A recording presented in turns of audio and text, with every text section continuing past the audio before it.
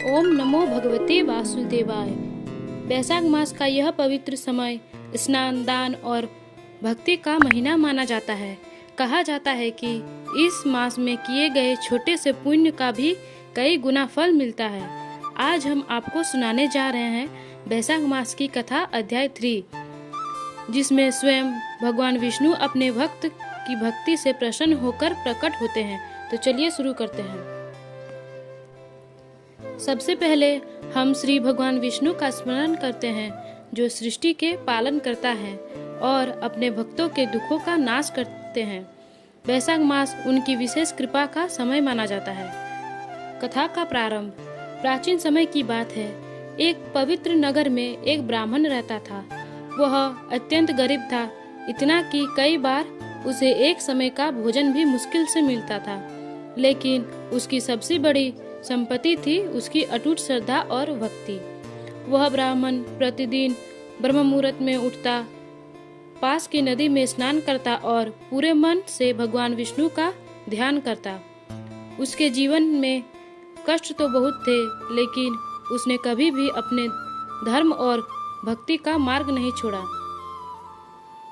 जब वैशाख मास का आगमन हुआ तो ब्राह्मण ने मन ही मन एक दृढ़ संकल्प लिया। मैं पूरे वैशाख मास में नियम पूर्व स्नान, व्रत और दान करूंगा, चाहे मेरे पास कुछ भी न हो।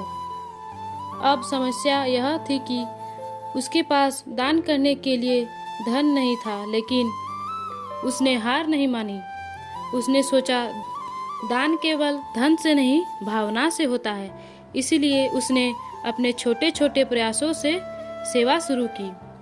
राहगीरों के लिए मिट्टी के घड़े में ठंडा जल रखना, थके हुए लोगों को पेड़ की छाया में बैठना, जो थोड़ा बहुत अन्न मिलता उसमें से भी भूखे को बांटना। तेज गर्मी के दिनों में उसका यह छोटा सा प्रयास लोगों के लिए बहुत बड़ा राहत बन गया। कठिन परीक्षा। एक दिन तो दोपहर का समय था।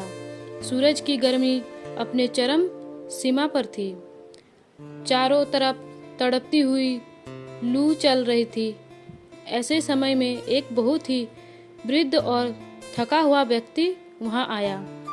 वह प्यास से व्याकुल था और धीरे धीरे चलते हुए ब्राह्मण के पास पहुंचा। उसने कांपती हुई आवाज में कहा, बेटा, मुझे बहुत प्यास लगी है, क्या मुझे थोड़ा सा जल मिल सकता है? ब्राह्मण ने तुरंत उठकर उसे सहारा दिया, प्रेम से बैठाया और अपने पास रखा घड़ा जल से उसे पिलाया। इतना ही नहीं, उसने अपने पास जो थोड़ा बहुत अन्न था वो भी उसे प्रेम पूर्वक दे दिया। वृद्ध व्यक्ति ने संतुष्ट होकर भोजन और जल ग्रहण किया। ब्राह्मण के चेहरे पर सच्ची सेवा का आनंद झलक उठा। भगवान का प्रकट होना। तभी अचानक उस वृद्ध का स्वरूप बदलने लगा। तेज प्रकाश चारों ओर फैल गया। ब्राह्मण आश्चर्यचकित रह गया। वह वृद्ध कोई और नहीं बल्कि स्वयं भगवान विष्णु थे, जो उसकी परीक्षा लेने आए थे। भगवान विष्णु मुस्कुराते हुए बोले, हे ब्राह्मण, तुमने अत्यंत गरीब में भी सेवा और दान का मार्ग नहीं छोड़ा। तुमने बिना किसी स्वार्थ के दूसरों की सहायता की है। मैं तुमसे अत्यंत प्रसन्न हूँ। वरदान और कृपा।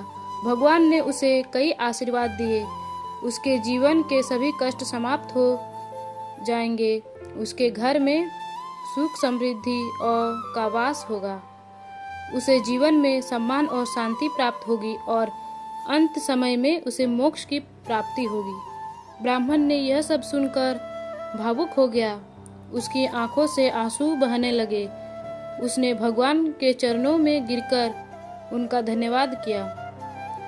यह कथा हमें केवल एक घटना नहीं बताती, बल्कि जीवन की गहरा सत्य सिखाती है। सच्चा दान वह है जो बिना अहंकार और स्वार्थ के किया जाए। भक्ति का मूल धन से नहीं, भावना से होता है। ईश्वर हर समय हमारे कर्मों को देख रहे होते हैं। वैशाख मास में किए गए छोटे छोटे पुण्य कार्य भी कई गुना फल देते हैं, क्योंकि यह समय तप और सेवा के लिए विशेष माना जाता है। विशेष संदेश: जितना हो सके उतना दूसरों की मदद करें। भगवान को पाने के लिए बड़े साधनों की नहीं, सच्चे मन की आवश्यकता होती है। वैशाख मास में जलदान, अन्नदान और सेवा का विशेष महत्व है। इस प्रकार वैशाख मास की यह कथा हमें सिखाती है कि अगर हमारे मन में सच्ची श्रद्धा और सेवा भाव है तो भगवान स्वयं हमारी सहायता के लिए आते हैं। अंत में यही कहा गया, वैशाख मास में किया गया स्नान, दान और भक्ति मनुष्य को जीवन में सुख और अंत में मोक्ष प्रदान करता है। हरे कृष्णा। वीडियो अच्छा लगा तो लाइक एंड सब्सक्राइब जरूर करें। अगले पार्ट के लिए कमेंट करें।